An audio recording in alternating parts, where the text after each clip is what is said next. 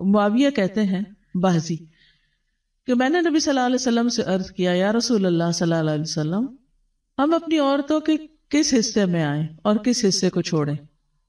یعنی شوہر بیوی کے تعلق کی بات ہو رہی. یہ بھی ایک بہت آج کے دور کا، ہر دور کا مسئلہ ہے، لیکن آج کے دور میں اور بھی گمبھیر ہوتا چلا جا رہا ہے بہت سی چیزوں سے ایکسپوز ہونے کی وجہ سے. تو کیا جائز حد ہے اور کیا نہیں ہے؟ فزیکل ریلیشن شپ کے لیے کس حصے کو استعمال کیا جا سکتا ہے، کس کو نہیں، یہ سوال. تو اس پر آپ صلی اللہ علیہ وسلم نے فرمایا تمہاری بیوی تمہارا کھیت ہے، تم اپنے کھیت میں جہاں سے چاہو آؤ. جہاں سے چاہو آؤ کا مطلب کیا ہے کہ جہاں سے کلٹیویشن ہو سکتی، یعنی کہ کھیت کے تعلق سے کیا بتایا، نساؤکم حرث لکم فأتوا حرثکم انا شئتم. انا شئتم کا مطلب انا جو ہے ظرف زمان و مکان دونوں کے لیے آتا ہے کہ جانے کا کوئی خاص وقت مقرر نہیں کہ یہ دن ہے یا رات ہے، ایسی کوئی پابندی شریعت نے نہیں رکھی. اور اسی طرح جب کھیت کہہ کے بیوی کو بتایا گیا تو اس میں اس کی یعنی کہ اس کی قدر و قیمت اور اس کی حفاظت اور اس کی سرسبزی اور خوشحالی اور وہ ساری چیزیں اپنی جگہ ہے. پلس یہ بہت ہی حکمت کی بات ہے کہ کھیت میں کچھ اگ جب ہی سکتا ہے جب اس میں بیج ڈالا جائے. تو اب شوہر بیوی کے ساتھ کیسا تعلق قائم کرے کہ اولاد پیدا ہو سکے؟ وہ اورل سیکس سے تو نہیں ہو سکتا، وہ اینل سیکس سے بھی نہیں ہو سکتا. obviously understood ہے کہ انا کا مطلب یہاں کیا ہے، ٹھیک ہے نا؟ یعنی یہ وہ باتیں کہ جن کو بہت لفظوں کو کھول کھول کے نہیں بولا جا سکتا، لیکن اٹس انڈرسٹوڈ. تو آپ نے کہا جہاں سے چاہو، یعنی کوئی رکاوٹ نہیں، ممانعت نہیں. اس کا یہ مطلب نہیں کہ ناجائز حدود فلان کے کہو کہ اس کی بھی ممانعت نہیں. البتہ جب تم کھاؤ تو اسے کھلاؤ، یعنی کہ شوہر خود آؤٹنگ ڈائننگ کے لیے چلا جائے اور بیوی کو کہے کہ بس گھر میں ہی پکا لو اپنے لیے اور کھا لو، خود صرف دوستوں کے ساتھ رہے. دس از ناٹ رائٹ. بیوی کو بھی لے کے جائے اور ساس بھی بہو کو جانے دے.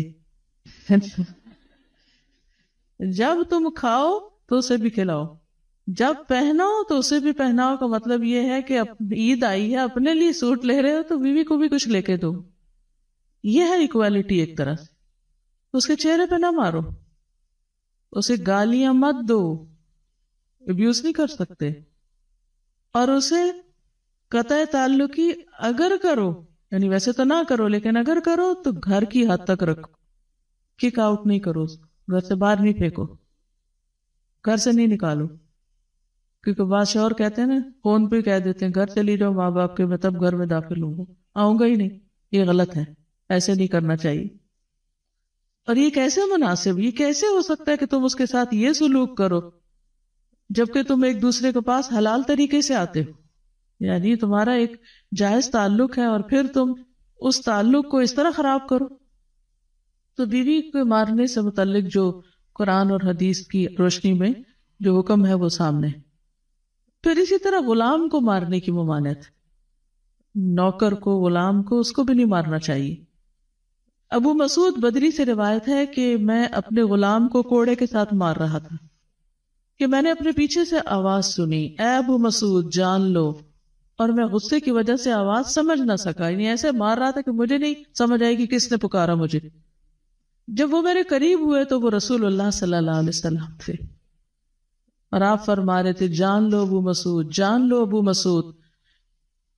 کہتے ہیں میں نے اپنے ہاتھ سے کوڑا پھینک دیا تو آپ نے فرمایا جان لو ابو مسعود، یعنی آپ بار بار فرما رہے تھے اللہ تم پر زیادہ قدرت رکھتا ہے تمہاری اس غلام پر قدرت سے، یعنی جتنا تم اس غلام پہ قدرت رکھتے ہو اللہ اس سے زیادہ تم پہ قدرت رکھتا ہے، یعنی تمہیں مارے گا.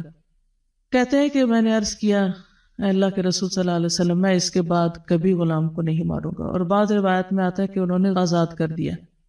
ابو عمر زازان سے روایت ہے، کہتے ہیں کہ ہم لوگ ابن عمر کے پاس تھے، انہوں نے اپنے غلام کو بلایا جسے انہوں نے مارا تھا. انہوں نے اس کی پیٹھ کھول کر دیکھی، کہا کیا تمہیں تکلیف ہو رہی ہے؟ اس نے کہا نہیں. اس کے بعد ابن عمر نے غلام کو آزاد کر دیا اور ایک تنکا زمین سے اٹھایا اور کہا کہ مجھے اس کا اتنا بھی اجر نہیں ملے گا جتنا اس تنکے کا وزن ہے۔ میں نے کہا ابو عبد الرحمن آپ ایسے کیوں کہہ رہے ہیں؟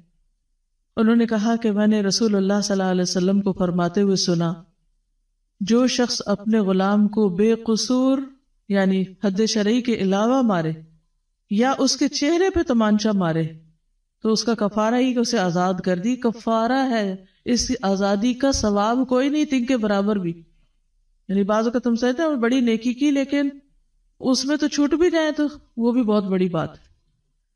صحابہ کرام جو تھے وہ خاص طور پر اس سے محتاط رہتے اور غلاموں سے درگزر کرتے تھے۔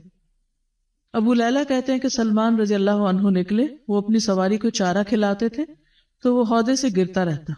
ہودہ کیا کہتے ہیں؟ وہ چیز محمل باسکٹ کہہ لیں جس میں اس کا چارہ رکھ کے دیا جاتا۔ اس پر انہوں نے اپنے خادم سے کہا اگر مجھے قصاص کا خوف نہ ہوتا تو میں تمہاری پٹائی کرتا کہ تم نے ایسی چیز کیوں جانور کے آگے رکھی۔ تو مطلب یہ کہ اگر میں تمہیں ماروں گا تو مجھے بھی مار پڑے گی، اس لیے میں تمہیں مار نہیں رہا، ورنہ جو حرکت تم نے کی ہے اس میں تمہیں مار پڑنی چاہیے۔ نماز پڑھنے والے غلام کو نہ مارنا۔ ابو امامہ سے روایت ہے کہ رسول اللہ صلی اللہ علیہ وسلم خیبر سے واپس آئے تو آپ کے پاس 2 غلام تھے۔ حضرت علی رضی اللہ عنہ نے کہا اے اللہ کے رسول صلی اللہ علیہ وسلم ہمیں بھی ایک غلام دے دیں۔ آپ نے فرمایا جو چاہتے ہو لے لو۔ انہوں نے کہا آپ میرے لیے پسند کریں۔ اس سے انداز ہوتا ہے نا کہ ریلیشن شپ داماد اور سسر کا کیسا۔ آپ صلی اللہ علیہ وسلم نے فرمایا یہ لے لو، اس کو مارنا نہیں، کیونکہ میں نے خیبر سے واپس آتے ہوئے اسے نماز پڑھتے دیکھا ہے اور مجھے نمازیوں کو مارنے سے منع کیا گیا ہے۔ آپ صلی اللہ علیہ وسلم نے دوسرا غلام ابو ذر کو دے دیا اور اس کے ساتھ خیر و بھلائی اور حسن سلوک کرنے کا حکم دیا۔ پھر ایک دن پوچھا ابو ذر میں نے جو تمہیں غلام دیا تھا اس کا کیا حال ہے؟ انہوں نے کہا آپ نے مجھے اس کے ساتھ خیر و بھلائی کرنے کا حکم دیا تھا تو میں نے اسے آزاد کر دیا۔ کہ میں وہ خیر و بھلائی کر نہیں سکوں گا تو بہتر ہے کہ میں